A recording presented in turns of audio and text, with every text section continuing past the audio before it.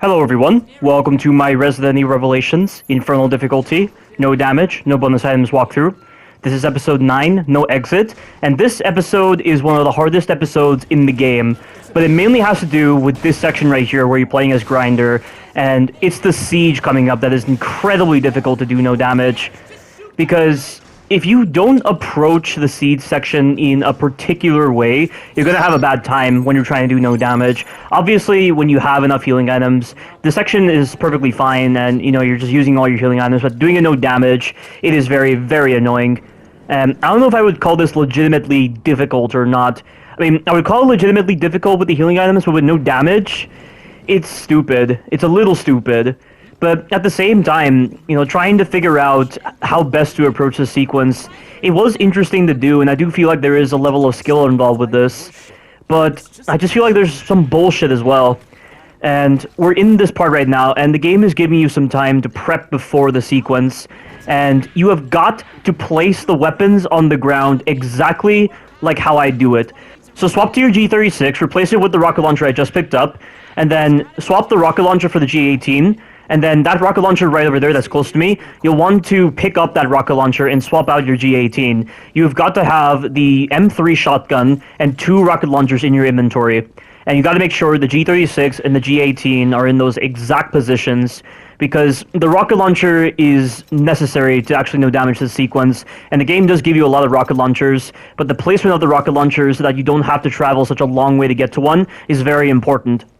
And I believe I've done it, so now I'm just going to activate these generators. And when you activate the second generator, you will get a checkpoint, and the checkpoint will save where you've placed your weapons. And placing these weapons in the spots that I picked is important because I'm going to be using the structure to my left as a camping spot in order to deal with the enemies. And the first initial part of this siege sequence is very easy because we have Fenriers.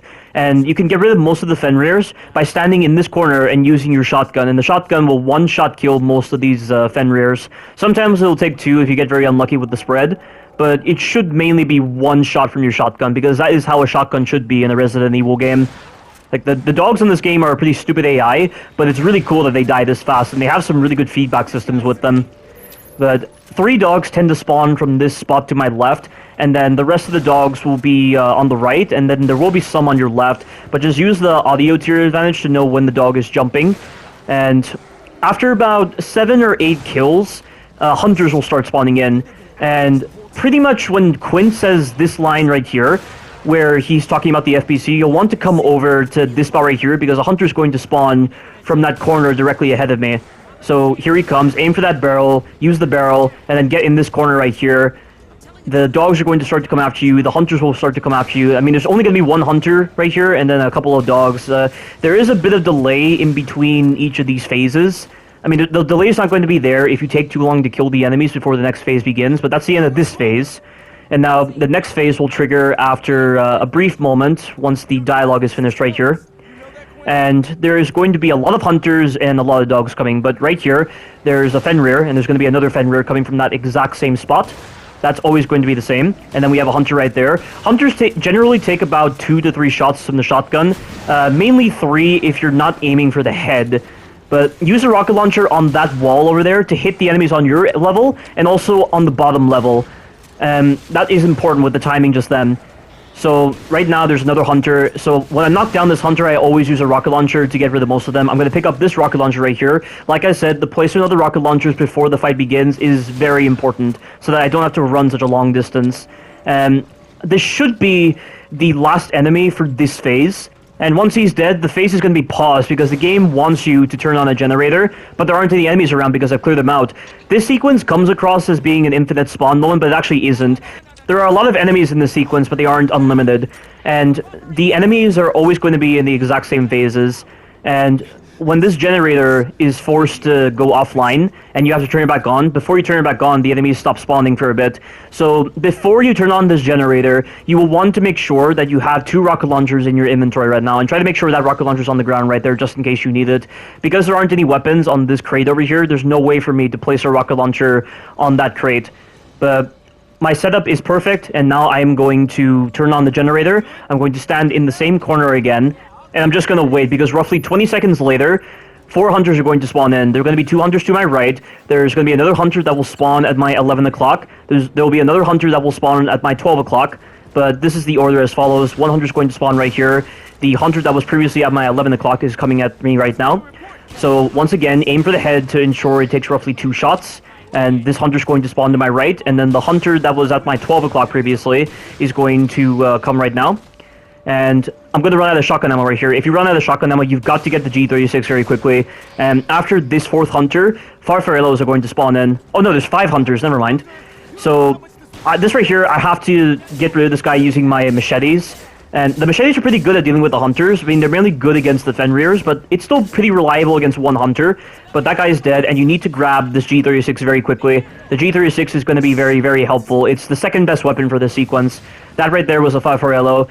And now we just need to stand in this corner again. The Fenrir's are going to spawn in. And I'm just going to fire my rocket launcher at the ground right here because the range on the rocket launcher is insane. That right there is a Resident Evil rocket launcher right there with the kind of range it has in order to really balance out the sequence. Like, rocket launchers in the Resident Evil games have always been insane, but this one's amazing. But you have to use this next rocket launcher when the Farfarello spawns to your right. And then this guy right here, you've got to get rid of very quickly. Trust the dogs to not attack you so much because their AI is very strange. But I'm not going to chance upon it, so I'm just going to run over here. And I gotta turn around fast because the dogs are pretty quick to close in on you. So that right there was very close. There's a Farfarello, there's another dog right there, there's an explosive barrel, and that is the last enemy, and that is the end of this very difficult sequence to do no damage. And it's a lot of fun, but it's also very frustrating when you're trying to do it no damage. If you don't use the very rigid strategy that I've set up, you won't be able to do that sequence very consistently. And I've checked out Ether's channel, and Ether's run through that entire siege section, it was definitely prone to a lot of RNG, but he got very lucky, and he stayed on the central platform. And I have heard that the dogs don't really seem to attack you that much on the central platform because of the fact that you're so close to them, but that's not true at all. That corner that I used is a lot better than using the central platform, and setting up my weapons as such just made it very, very handy for me to get to my weapons very fast. And now we're back in this section as Jill, and the game is taking a laid-back approach again. And this is all very simple, and the sniper rifle is going to kick ass once again. And we're going to come across a lot of Scarmiglione. There will also be some different variants of the Scarmiglione. There will be ones that have legs, but no upper torso. There's also going to be another one that has no lower torso, but that one's the most dangerous, but you don't encounter him that much. You only encounter him once. There's a Scarmiglione. Try to run towards him and then strafe away to bait out his stab move. And then when he backs up, every time you're close to him, he will always back up. But you got to aim for his head very quickly. If you miss, just dodge him, because you're so close to him, the dodge will have no problems with detection at all. But there's going to be a legless Scarmiglione, there's going to be Scarmiglione without its torso, and the one without the torso is going to be right in front of you. You can typically kill these enemies with the shock grenades, but I choose not to do so. And this right here, I'm going to move very slowly, and I'm going to try to aim for this guy's head, but it misses. Like, look at that right there, that was a point-blank shot to his head, and it somehow missed. How is that possible? The detection on these weak points needed a lot of work, and it's nowhere near as bad as with the Skagdead's weak spot with the little man on his shoulder. Trying to get the critical hit on the little man on the Skagdead's shoulder is even worse than trying to get the critical hit on the Scarmiglione's head. I don't know what it is, but the detection is not very good. And don't bother opening these up. You'll have to deal with one like normal ooze, but he just dies instantly from the sniper rifle, because the sniper rifle just kicks ass in this sequence with its damage 7 property. And right here, I'm going to take the time to put the Magnum away. I picked up the Magnum from the previous episode, but I don't want it to interfere with my ammunition deposits, because there will be ammo boxes you can pick up later on, and if I get Magnum ammo, it's going to mess with my ability to get sniper rifle ammo. But in the next area of this episode, there's going to be a new mechanic introduced to the Genesis where it has the ability to see lasers. Just make sure if you don't understand the path, you pull out your Genesis so you can actually see the lasers. And you're going to be swapping a lot of these lasers by hitting these buttons, and this will actually allow you to gain access to the prototype vaccine, which is on that guy's body, but we can't access it at the moment. And there's going to be more Scarmiglione, and it's all very simple, so I'm just going to go on a different tangent right now. And I'd like to discuss the length of Revelations in relation to Resident Evil Village. I like the length of Resident Evil Revelations compared to Resident Evil Village. Like, when you're first going through Resident Evil Village, the game does feel pretty long, but in actuality, when you're actually going through the game, Like, there's not a lot of things you're doing in Resident Evil Village after Castle Dimitrescu and before Heisenberg, or rather, before the Stronghold Lycan encounter. And in actuality, Resident Evil Village is less than 3 hours long, whereas this game, you don't really notice that you can get through it in less than 3 hours. I mean, typically, you'll have to play like shit if you want to get through this game in less than 3 hours, but the length of Resident Evil Revelations is perfect to at least offer some diversity to the gameplay and also to really flesh out the story. But in Resident Evil Village, I feel like Resident Evil Village should have had more time to actually flesh out the story, because the story is just mishandled so much in Resident Evil Village, and just the level of convenience given to certain plot points, like with how Miranda stumbled upon the Mega Mycete, or with Ethan somehow being made out of the mold, just conveniently, yet it completely violates the lore present in Resident Evil 7. And there's all these chances for the developers to put in like files or anything else to really flesh out the story. Like, Resident Evil Village needed more with its storytelling and also with its gameplay, and the developers didn't settle upon that because they tried to use the same model as Resident Evil 2 Remake and Resident Evil 3 Remake, where they favor a very short game, and that's really it. And they try to like make all these memorable moments, and there are moments I do appreciate in Resident Evil Village, but when it comes to a story, like, you don't think anything about the story in Resident Evil 2 Remake and Resident Evil 3 Remake because it's retellings of the stories from Resident Evil 2 and Resident Evil 3, the original versions. So you don't mind that the games are pretty short because they're designed for speedrunning. But with Resident Evil Village, given that it's a new story, and it's meant to introduce us to the BSAA being evil, and to the whole idea of the mold coming back, and to like Blue Umbrella, even though Blue Umbrella doesn't appear at all in Resident Evil Village. The amount of plot points that Resident Evil Village established, as well as Resident Evil 7, like, they missed out on so many things to flesh out the story in Resident Evil Village. And just the amount of plot holes and just the amount of lazy choices with information that they give you in files and with dialogue, and then just a lot of the confusing elements involved with the way the story is handled. A lot of that could have been easily fixed if Resident Evil Village was a longer game. Like, if Resident Evil Village was just as long as Resident Evil 5 or Resident Evil 6, and they actually put a lot more depth into the storytelling as well as with the gameplay, like, it could have been a truly phenomenal Resident Evil game, but sadly, Resident Evil Village just falls flat in so many regards, and it's just an underwhelming game.